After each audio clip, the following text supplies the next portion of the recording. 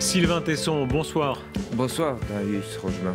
Vous êtes un des écrivains les plus présents à l'esprit et au cœur des Français. C'est le succès phénoménal de La Panthère des Neiges, avec cette fois une version illustrée. On peut partir de là, c'est enfin La Panthère des Neiges, non seulement décrite, mais vue telle que le photographe aussi l'a saisie, Sylvain Tesson, Vincent Munier. Quand on voit ces images extraordinaires de La Panthère des Neiges, ce sont des pages inoubliables dans votre livre. En revoyant ces images, quelle émotion ça peut faire renaître en vous ou en vos lecteurs? C'est l'émotion des découvertes. Moi, jusqu'alors, j'avais vécu toute une vie je pourrais dire d'agitation si j'étais dur avec moi-même, mais appelons ça d'aventure, de voyage et d'accumulation de traversées continentales. Et tout d'un coup, grâce à Munier, j'ai appris autre chose, c'est-à-dire à regarder. Mais quand on veut que quelque chose apparaisse, il faut faire un petit sacrifice et il faut accepter l'immobilité. Et donc, il faut réussir à faire un exercice de patience. Et donc, il faut convoquer en soi des capacités de laisser le temps passer. Ça s'appelle la vie intérieure, quoi. Et je ne savais pas que j'en avais une. Et grâce à Vincent Munier, le photographe, qui m'a appris la technique de l'affût animalier, j'ai découvert que si on voulait regarder les choses, il fallait d'abord écouter le silence. Avant d'arriver là, il y a eu une autre immobilité, c'est en 2014, votre accident, l'émoi d'hôpital, le récit que vous en avez fait dans Les Chemins Noirs. Ce sera un film, ça va être un film où Jean Dujardin incarne Sylvain Tesson. Oui, il y a un réalisateur qui s'appelle Denis Imbert, qui a fait une transposition, qui a écrit un scénario de transposition de ma traversée à pied du Mercantour jusqu'au Cotentin à la suite de mon accident. Et j'ai eu la surprise de savoir que c'était Jean Dujardin qui allait m'incarner, si je puis dire. Alors pour lui, ça va être un rôle de composition, parce que je ne sais pas très bien comment il va réussir à jouer la difformité. Bon, vous exagérez avec la difformité, mais vous avez dû avoir une sorte de plaque c'est de l'or, c'est ça? Oui, dans j'ai votre œil. Une plaque en or dans l'œil, des vis dans le dos, des greffes du visage pour me restructurer, parce que j'avais eu un grave accident. Mais enfin, attention, la transposition que font Dujardin et Denis Imbert n'est pas une des calcomanies. Enfin, il s'agit de faire plutôt une interprétation de ce que j'avais voulu raconter, qui était la renaissance physique et spirituelle par la marche dans la géographie intime de la France. Tout Sylvain Tesson est là, c'est-à-dire ça va de Homère, Rimbaud, de la culture la plus classique à ce qui est et ce qui sera du grand cinéma populaire de qualité, joué par Dujardin. Vous prenez tout, hein? Oui, moi j'aime bien ce geste-là que vous venez de faire. On embrasse, je prends tout. Moi, j'aime pas de faire l'inventaire. Moi, je prends tout. J'ai un appétit suffisant pour considérer que, puisque j'ai l'estomac large, j'ai le cœur large aussi. On partait de l'animal. Il y a des pages tout à fait extraordinaires sur l'animal, l'animalité dans ce livre qui est maintenant réédité et illustré. Je vous cite deux phrases qui m'ont frappé quand vous parlez de la façon des animaux de tuer sans passion excessive. Cette manière de tuer, leur chasse n'était pas des rafles, la mort n'était qu'un repas. Oui, il n'y a pas de morale chez l'animal. L'animal est par-delà le bien et le mal. L'animal est l'ordre. Il vit dans l'équilibre. Alors bien sûr que la nature est une immense fête sanglante. Nous ne sommes pas là dans un monde d'oursons et de petits fans. Tout n'est qu'une dévoration abominable. Mais c'est une dévoration, ce sont des meurtres qui se perpétuent dans l'équilibre et dans l'ordre. Et quand on assiste à ça, quand on assiste à ce spectacle, on est fasciné par la violence qui peut parfois se dégager des circulations des animaux, surtout quand ce sont des grands prédateurs et des félins sur le plateau. Mais on sait que tout ça doit être ramené à la dimension de l'harmonie, de l'équilibre. Dans L'été avec Homère, vous rappelez cette scène extraordinaire de Ulysse qui a tué tous les prétendants et on le décrit couvert de poussière et de sang et on le compare à un lion qui a vraiment la gueule dégoûtante de sang, hein.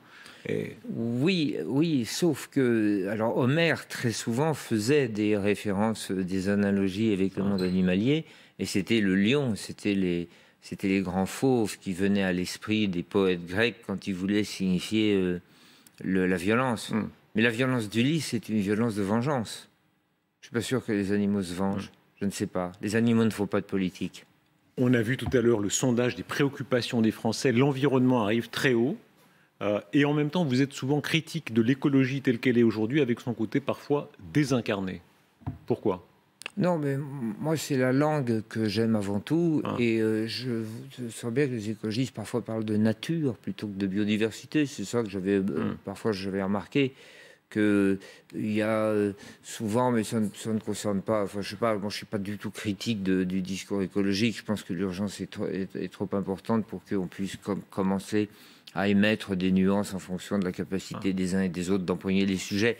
Mais disons que quand l'écologie est politique, moi elle ne m'intéresse pas.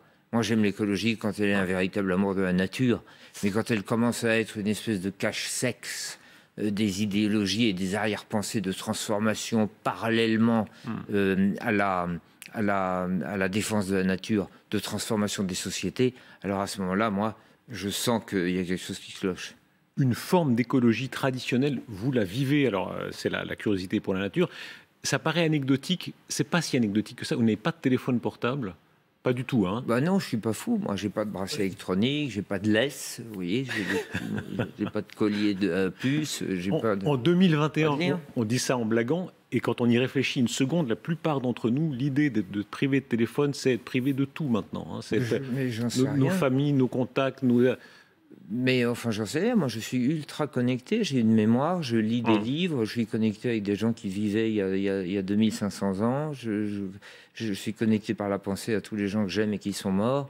Mais j'ai pas besoin d'avoir un œil de Moscou dans la poche, une préfecture de police sur ma table de chevet et une caméra de vidéosurveillance dans mes toilettes. C'est la fin d'une certaine forme de mémoire, ça. Le fait qu'on offre sa mémoire à un prolongement de la main et du cerveau. C'est l'acceptation qu'on délocalise à la fois sa pensée, sa mémoire, son sens de l'orientation, sa sensibilité, son goût, qu'on la délocalise dans une puce. C'est d'ailleurs très étonnant, si on veut utiliser un symbole, de penser que ce sont des puces qui ont pris le contrôle du monde. Mais c'est à la fois une puce et puis c'est un œil. C'est un immense œil qui nous regarde et qui nous surveille. C'est ça la grande nouveauté technologique à laquelle nous sommes soumis. Nous ne savions pas cela. L'histoire qui est arrivée à la planète depuis 1 an avec la maladie pulmonaire née en Chine nous a montré ça, que nous sommes maintenant dans une capacité extraordinaire de surveillance de 8 milliards d'individus par 8 milliards d'individus. C'est ça, bienvenue dans la grande préfecture de police planétaire. Or, tout ça vient entre autres, de ces petits appareils. Nous sommes extasiés par toutes ces innovations extraordinaires qui nous permettent de nous connecter les uns avec les autres. Mais il est possible que ce soit un cauchemar. Ce que vous dites de cette révolution technologique, beaucoup l'éprouvent sans aller au bout de logique. Ils ont quand même l'appareil, mais ils partagent votre point de vue en se disant, en gros, c'était mieux avant. Et vous voyez à quel point dans le débat d'aujourd'hui, ce « c'était mieux avant » revient par tous les côtés. Ceux qui disent on est en déclin, 47% d'après un récent sondage. Est-ce que vous pensez ça, vous, que en gros, c'était mieux avant? Que 47% d'après un récent sondage de Français dit... les sondages valent ce qu'ils valent. 47% des Français considéreraient que la France, par exemple, est en déclin. Mais moi, je ne sais pas. Est-ce que la population française est en train de devenir plus conservateur qu'avant? Je ne sais pas. Il est possible que l'actualité se raidisse un peu. Je ne sais pas si vous... En quel sens? Je ne sais pas si vous lisez beaucoup les journaux, mais je crois que oui, il me semble que vous êtes assez informé. Dans le sens où il est tout à fait normal que la mise en tension de 8 milliards d'êtres humains, qui n'étaient que 6 il y a encore 40 ou 50 ans, que cette mise en tension, grâce notamment au nouvel ordre cybernétique qui a dominé la planète, il est tout à fait normal que cette mise en tension, doublée de la circulation extraordinaire des êtres humains sur la surface de la planète, crée des tensions. La démographie crée la tension. Mais la circulation de la démographie crée la tension. Mais c'est absolument évident. Dans l'histoire des hommes, l'homme a essayé d'abord de s'enfermer. Le plus vieux métier de l'homme, c'est pas celui auquel on pense, c'est maçon. C'est de créer des murs pour protéger sa citadelle. Or, quand on décide si vite, avec une telle brutalité, une telle précipitation, et dans de tels formats statistiques, de balayer les murs, et de faire du monde une grande place ouverte, il me semble assez normal qu'il y ait quelques tensions. Et donc, il est assez normal que devant ces tensions qui naissent partout, devant ces appelons ça des foyers d'incendie, eh bien que des hommes se disent, il serait peut-être bon de penser que notre vocation à nous autres individus humains n'est peut-être pas de circuler comme, avec frénésie. Est-ce que c'est pas la fin d'un grand optimisme? Les Lumières, Voltaire, Montesquieu, faire circuler les personnes, les biens, les gens, faire circuler les gens le plus possible, c'est magnifique. C'est l'avenir de la Terre, c'est la liberté sous toutes ses formes. Et on sent à quel point aujourd'hui, au contraire, il y a, comme vous dites, une forme d'angoisse de la circulation et de la démographie. Peut-être, enfin, en tout cas, moi, je suis assez mal placé, d'ailleurs, pour émettre des considérations pareilles, puisque j'ai vécu, moi, depuis 40 ans, une vie de voyageur frénétique. Enfin, on ne parle pas tout à fait de la même circulation. La circulation du voyage n'est pas tout à fait la même circulation que celle de l'ordre cyber-mercantile, globalo-planétaire. Il ne s'agit évidemment pas de la même circulation. Oui, bien sûr, vous avez raison, il y a peut-être qu'une page se tourne.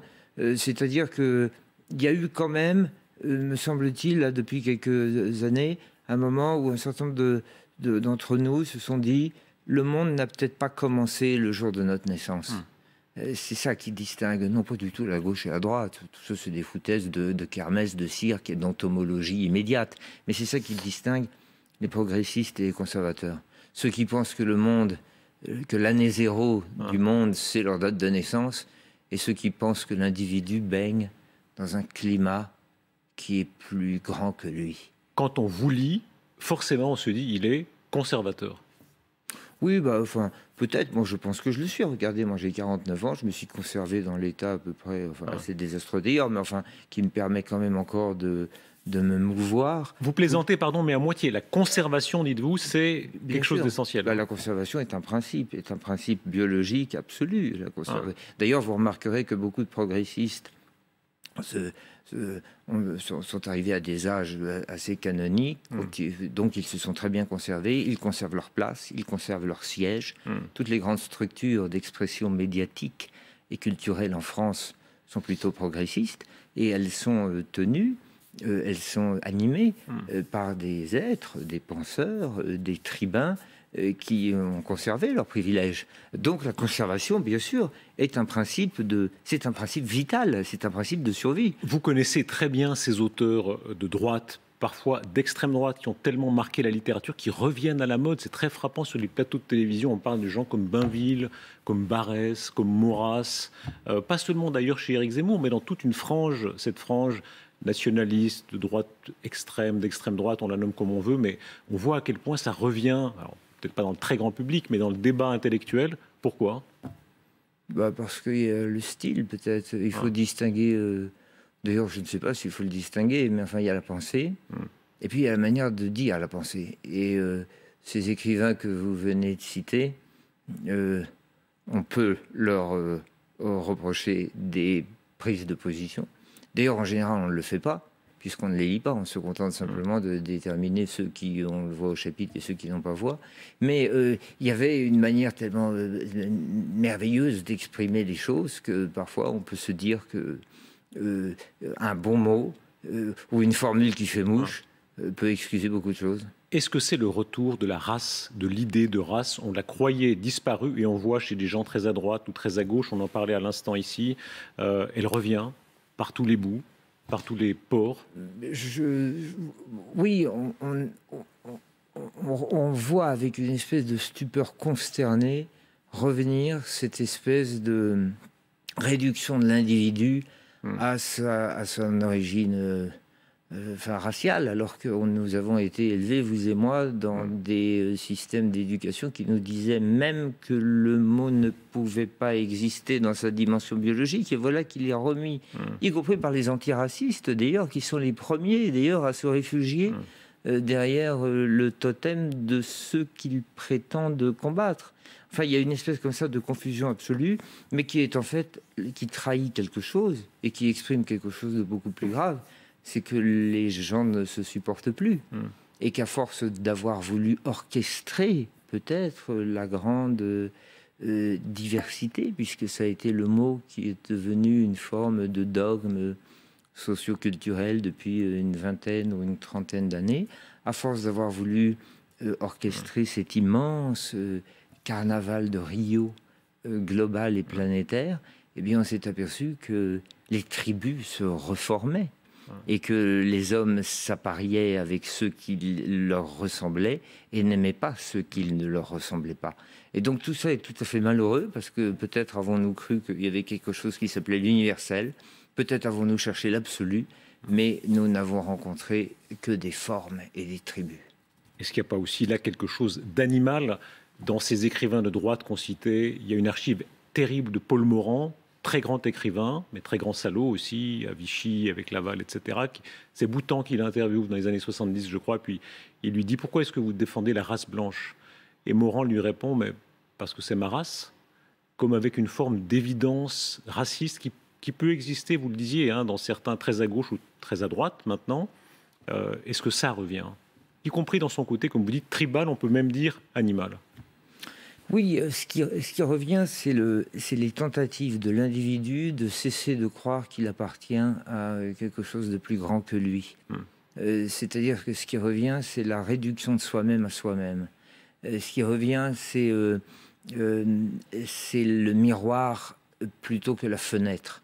Ce qui revient, c'est le moi au lieu du nous. Et alors à ce moment-là, on fait feu de tout bois. Quand on décide que son petit individu est à la fois l'horizon limite et l'année zéro, et que le monde avait besoin de soi-même pour aller mieux, c'est-à-dire en gros quand on est un progressiste, eh bien à ce moment-là, on se raccroche à tout ce qu'on peut, y compris à sa couleur. Mais c'est affreux. C'est affreux parce que c'est une réduction par l'œillère et qui vous empêche absolument toute autre considération que celle que vous renvoie votre glace. Il y a une force de profondeur en vous, on l'entend quand vous parlez, elle vient de très loin. On a l'impression que l'accident dont on parlait au début vous a encore amené à davantage de réflexion. 2014, vous tombez de 3 étages, c'est ça? Oui, enfin d'un toit, d'un chalet. Vous étiez ivre oui. mort, oui. à peu près. Oui. Grand buveur, vous l'êtes encore? Non, j'ai fait ce qu'on appelle... Attention, les buveurs disent souvent non et en fait ils le sont encore. Non, mais moi je ne suis vraiment plus. C'est-à-dire, je m'abstiens totalement. Enfin, j'ai fait ce qu'il fallait, j'ai payé très cher. J'ai fait le grand saut dans la nuit et ça m'a guéri. J'ai beaucoup donné à la cause. Ah oui, alors, mais c'est fini. L'alcool, mais aussi, là aussi, il y a de la branche. C'est Kléber Hédens, hein, dans ce grand milieu littéraire qui était un alcoolique tout à fait autorisé. Et puis, monter sur les toits, se mettre en danger, une forme d'indépendance un peu folle que vous aviez, que vous avez perdu. Moi, j'ai pas perdu le goût de l'escalade. Là, j'en reviens tout juste d'ailleurs, mais j'ai perdu, le goût des acrobaties de chaque gouttière. Ça, je le fais plus, mais c'est normal. C'est des chapitres de la vie qui passent. Et puis, franchement, c'était quelque chose de très banal, quoi. C'est-à-dire que quand on boit, on a envie de devenir autre chose que ce qu'on est. Moi, j'ai adoré ça. Ça faisait naître des présences en moi. J'ai beaucoup donné à cette forme de fête.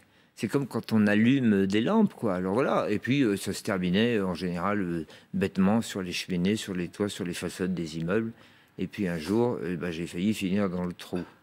Les chemins noirs, c'est le cheminement en France, parce que vous qui avez tellement vu de paysages lointains, vous, à un moment donné, vous revenez en France.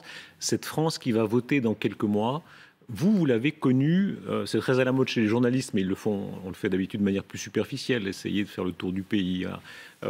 Avec le recul des années, c'était 2014, c'est ça? 2015. Qu'est-ce qui vous reste de ça, de cette expérience charnelle de la France? Mais moi, quand j'ai traversé la France du Mercantour au Cotentin, je m'appuyais sur une cartographie qui avait été commanditée par le gouvernement. Alors, on s'en souvient plus, enfin peut-être vous, parce que vous avez une mémoire éléphantesque, mais on s'en souvient plus parce que le personnel politique, c'est comme dans l'hôtellerie ou c'est comme chez les concierges, ça change très vite, quoi. Alors, c'était un monsieur... Toute votre estime transparaît, là. Il s'appelait, je crois, Manuel Valls, peut-être est-il dans certains livres d'histoire. Enfin, on est à la toute fin du Paléolithique inférieur de la Ve République, et Manuel Valls avait commandité un rapport sur l'hyper-ruralité française. Parce que déjà, la puissance centrale parisienne comprenait qu'il y avait un problème. Et alors, Paris avait compris qu'il y avait toutes ces zones que Christophe Guilly, le géographe, a appelées en 2007 dans les fractures françaises la France périphérique, c'est-à-dire la France mal desservie, mal accompagnée administrativement, mal asphaltée, mal pourvue en emploi. Qu'est-ce qui fait la différence de la France? par rapport aux autres pays. Entre autres ça, c'est-à-dire qu'il y a ce centralisme jacobin, parisien, enfin c'est une vieille histoire, c'est l'histoire des rois, des républiques et de l'Empire. Hein. Il y a l'histoire de Paris et puis du reste. Et de Paris qui croit que le reste a besoin d'elle, et du reste qui croit que Paris est l'ennemi absolu à abattre. Alors, le rapport de l'hyper-ruralité en 2015, il disait cela. Il disait, attention, il y a des foyers, il se passe des choses là-bas. Et moi, je me suis servi de cette cartographie pour faire ma marche à pied, parce que je voulais, moi, me dissimuler, je voulais être dans la forêt, je voulais qu'on ne m'embête pas, quoi. Et c'est donc Jean Dujardin qui incarnera Sylvain Tesson. Le film sort quand ? L'année prochaine, mais je ne peux pas vous dire quand. Ouais. Qu'est-ce qu'il vous a dit, Jean Dujardin, que vous avez rencontré? Je suis allé le voir dans les montagnes du Mercantour, dans le tournage, et dans le Cantal, il y a quelques jours. Et c'était un peu une expérience morbide pour moi, parce que je vois quelqu'un qui s'est habillé comme moi, qui se comporte comme le marcheur que j'étais lorsque je faisais cette marche. Et j'avais l'impression d'être... Dans les hôpitaux, on entend les gens qui sont agonisants et qui racontent que leur âme vient se coller au plafond et regarde le corps. Moi, j'avais l'impression d'être l'âme et de voir mon corps. Mon corps, c'était Jean Dujardin. L'âme, c'était moi-même. Ça a duré quelques secondes, mais c'était un moment saisissant pour moi. Puis après, ça a été merveilleux de le voir jouer celui que je fus à cette époque-là, c'est-à-dire essayant de demander à la marche, à la géographie, à la beauté des paysages, et la beauté de ce qui demeure de la France, de lui redonner sa vitalité, et donc la vie. Merci beaucoup Sylvain Tesson, La Panthère des Neiges aux éditions Gallimard, mais aussi aux Équateurs, Un été avec Homer, Un été avec Rimbaud. C'était l'anniversaire de Rimbaud, je crois, il y a quelques jours, hier, c'est ça 49 ans, il y a cette phrase extraordinaire de De Gaulle qui dit « À 49 ans, j'entrais dans l'aventure ». Dans les mémoires, 49 ans, ça sonne comment pour vous? Comme le glas. Oh non, pourquoi le glas? Parce que j'aimais mieux 39, j'aimais mieux 29, et en plus d'être conservateur, je suis décroissant. Merci beaucoup, merci Sylvain Tesson d'avoir été notre invité.